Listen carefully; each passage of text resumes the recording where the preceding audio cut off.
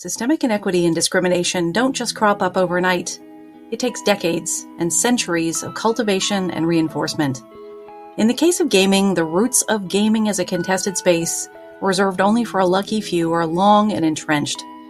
Huizinga, 1955, in his foundational work on gaming and the conceptualization of play, was describing a world in the latter part of the 19th and early 20th century where games were played by a homogenous community of predominantly white European men, and specifically men of leisure and means. The assumption of leisure, indeed many hours of leisure, and an unfettered ability to play without concern for work, childcare, eldercare, and household maintenance responsibilities is the world of players as understood by Huizinga. The core assumptions and ideological foundations about whom games are for can run really deep in our understanding of game design, production, and play. It's through the lens of social shaping of technology theory, or SST, which is my favorite, we can understand that game creation and play are cultural activities designed to privilege some people and exclude others. Games, like other socially constructed innovations, as SST, or social shaping of technology theory, eliminates, come encoded with impressive exclusionary and hegemonic worldviews. Basically, the people in power shape these things, and the prevailing cultural wisdom. So, as a result, games are complex cultural and social constructs created by people who are themselves socially shaped and influenced. When created by homogenous teams, games become products and experiences created for and by a specific in-group. In the case of board games, these labor groups are, based on some samples, predominantly white and male. Gaming, online and offline, is plagued by the same set of issues present in every other part of our cultures. As James Baldwin said in a speech to high school students, when the world talks about culture, they are not talking about culture, they are talking about power. Games, like any other art form or cultural practice, can either reinforce or subvert that hegemonic rule of the powerful privilege of the white male in Canadian and US cultures that allows white male players to create a virtual and lived reality where white maleness is empowered, that's a quote, and gatekeep and exclude the other. Gamergate, for example, shone a bright light on the symbolic and actual violence of white male supremacy in the gaming community. Feminist media and game studies illuminate how pervasive gaming tropes and stereotypes about women and Black, Indigenous, persons of color identities can impact how these marginalized players are treated in game cultures and society, and how these tropes and myths and stereotypes lay bare our ideologies, biases, and values. Tropes such as the predominantly white male hero in video games, who saves the world, usually through killing and destruction, and claims the damsel as his prize, can result in a normalization and naturalization of certain values. Ideological messages, explicit and implicit, can signal that a dominant class, in this case white males, are imbued with a unique status in real life, as in virtual life, even to the extent of possessing superhuman powers. They're the playable characters, and the rest of us are NPCs, non-playable characters. In a foundational work of feminist analysis, Nauchlin, 1971, asked a provocative question, quote, "Why have there been no great women artists?" unquote. Her answer was that of a complex, insidious, sociocultural, economic, and political mix of factors, rather than the innate biological impediments that were argued at the time. And that ensured that the work of women in the visual arts was either ignored or women were actively discouraged from pursuing artistic careers. The systemic disappearance of women's contributions that Nauchlin describes in this 1970s work describes this broadly applicable issue today. Women's presence in the popular media, including board games, continues to be downplayed and denigrated. We see significant evidence of the erasure and the marginalization of Black, Indigenous, persons of color, and women across a growing range of empirical studies. A study from the Annenberg Report on Diversity in Entertainment, CARD, looked at the participants of film, television, and web series, both behind the camera and in front of the camera. This CARD study revealed that 71.7% of the speaking characters in films and television series were white, 12.2% were black, 5.8% and 5.1% were Hispanic and Asian, respectively. In an analysis of 1,100 films, women in speaking roles hovered about 30% over the 11 years analyzed, peaking at 31.8% in 2017. The Williams et al. Research found that 150 video games analyzed, male characters represented 85.23% of all video game characters, with only 14.77% of characters representing female identities. In another study of 200 randomly chosen casual games, only 6% or 8 of the games out of a sample of 130 games with human characters had BIPOC, that's Black, Indigenous, Person of Color primary characters. And an analysis of 54 of the most downloaded digital casual games, 92% of the human characters were found to be white. Media plays an important role in the socialization and enculturation of members of a community, helping to shape daily behavior, performative gender roles, education, career paths, how we speak and act, and what values we engender. Popular media, such as the films we watch, the books we read, the games we play, act as a system by which we, as a culture, transfer ideological ideas, values, and beliefs. Feminist media studies, as articulated by Harvey in her book in 2020, looks at the social, economic, and political implications of the lack of representation of women and people of color in media. Board games like video games, film and television, literature, the fine arts, and other forms of cultural expression hold a mirror up to our everyday ideologies, hegemonies, which basically means power structures, and political structures. Feminist media studies also looks at the economics of representation in film and television and confronts the systemic myths in production and publishing that media properties with prominent representation of women will generate less profit. In fact, family films with a woman in the lead role generated 7.3% more profit than those with a man in the lead. Family films with people of color in the lead generated 15.4% more revenue, grossing $21 million more than those with a white lead character.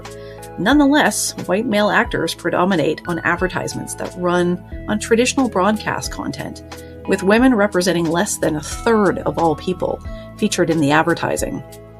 A comparison of 2006 and 2016 ads revealed that women's presence in commercials experienced only a 3% increase, from 33.9 to 36.9 in a decades-long time span, with only 5% of the ads in the sample featuring women only.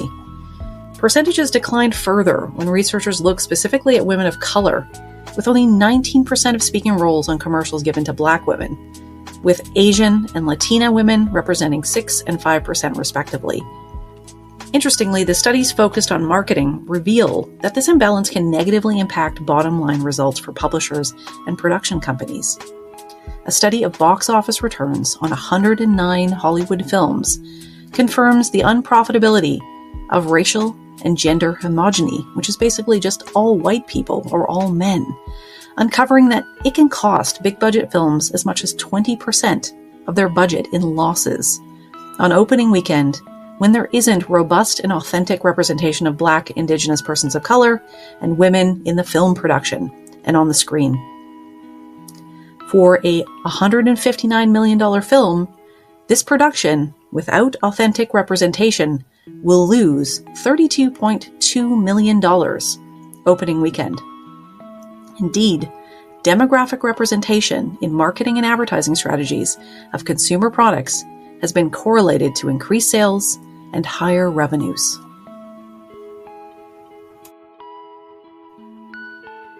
As noted earlier, board games have been criticized for a limited set of themes and approaches. Indeed, popular hobby games are often based on other games, which requires that new board game player to understand all of those necessary board game behaviors, as well as the symbols and the jargon of the games that came before. Tabletop role-playing games writer and designer Woodruff, 2016, also observed that cooperation was a key game mechanic that some women and girls really want to see in games, where players can share in a win or support each other in a loss. An analysis of the top 50 BGG ranked games revealed only 20% of those games featured some elements of cooperation. A wider analysis of the full list of all, at that point, 110,000 BGG games revealed that only about 7,000, less than 7,000, were listed as fully cooperative games in the BGG database, or 6.22%, so very small, and it can be argued that inequities within game labor groups can lead to a wider system of exclusion threaded through this cultural practice. The problem is interwoven, it's complex and systemic. In this, publishers and game designers can really help to determine whether new players are attracted by and subsequently welcomed into a hobby.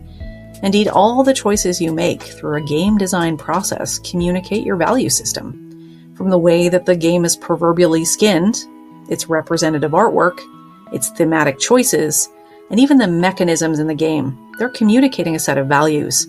A greater diversity of game designers and a more diverse set of perspectives feeding into the creation of production processes may help to expand the stories told within games and change both the stories and the values these games communicate.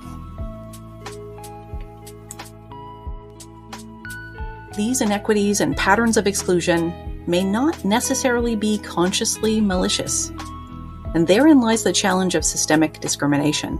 And this is a really key point, and one I hear all the time, that people aren't plotting and planning to keep people out of board gaming. So speaking about video games, Anna Anthropy noted that white male in the mainstream of game design tends to make copies of existing successful games. And that's very similar to what I talked about earlier. It's the very same indictment that might be made of the board game industry. There are risk factors at play in the derivative and recursive nature of game design. It's risk aversion by publishers. It's a perfect storm. And that design grammar and proclivities of a homogenous and closely knit gaming community and affinity group, they like what they like. They're happy with things they know and have seen before. And cultures and established patterns of practice evolve, and they're enculturated and cultivated over time. And so these structural barriers to greater representation in gaming are myriad and entrenched. Some values are punished, and others are rewarded, further entrenching the current state of board gaming praxis or practice. And it's identified that in some spheres of board gaming, particularly in European game publishing, broader demographic representation is simply not prioritized or privileged, as evidenced by industry benchmarks such as the Spiel des Jahres. Started in 1978, the Spiel des Jahres is considered the top award in the game industry, with no rival in its international scope, impact, and reach. The Spiel des Jahres criteria privileges rule structure, game concept, layout, and design elements as award categories. Well, and this is a quote, political justice or fair representation are nowhere to be found in this criteria. And that's Robinson, 2014. The Golden Geek Award by BGG and the Origins Award from the Origins Convention mirror Spiel des Jahres categories in their focus and theme: game mechanics, quality of game artwork. Mensa International honors board games on the basis of their educational content, with the Mensa Select honor. And the newly announced American Tabletop Awards, created in 2019, have categories for young or early learners, casual, strategy, and complex games only. These institutions, however, do not reward games or publishers for metrics based on equity, diversity, and inclusion. All of these factors and more play a role in cultivating board game communities and privileging certain board game participants over others. These are ideas I'm going to explore in greater depth in the next podcast, establishing the research context and laying the groundwork for all of my findings.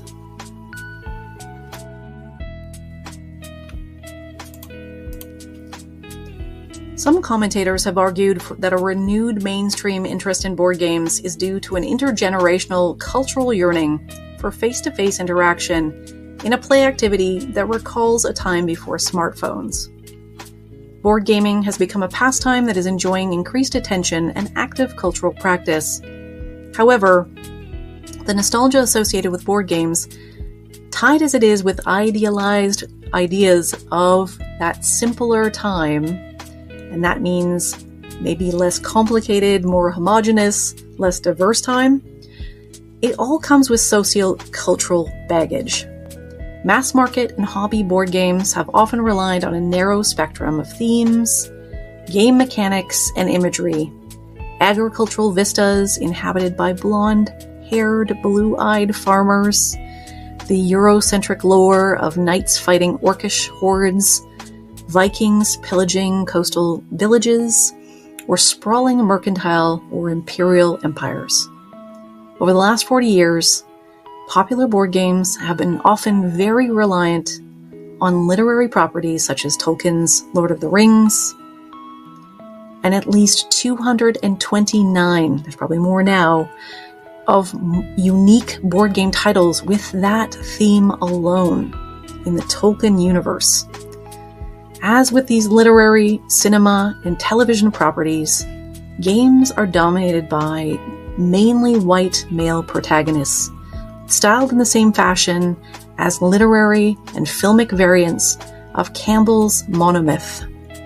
These overwhelmingly white male heroes have heroic traits and agency to conquer any obstacle, slay the monsters, claim the treasure, and of course, rescue the damsel in distress. Like traditional tropes and themes in these intellectual properties, the board gaming publishing community, some have argued, is mired in a recursive, regressive, and white male-dominated past. Thanks so much for listening to episode 6. I really appreciate you listening to my podcast, sharing my podcast, liking it, and subscribing to my channel. It really goes a long way to help me produce more of these. I really want to thank you for taking the time out of your busy schedule. I know we're all swamped and struggling right now, but it means a lot to me that some folks take the time to listen to what I have to say and this research. Thank you so much. I hope you have a great day. And thanks for checking out this podcast.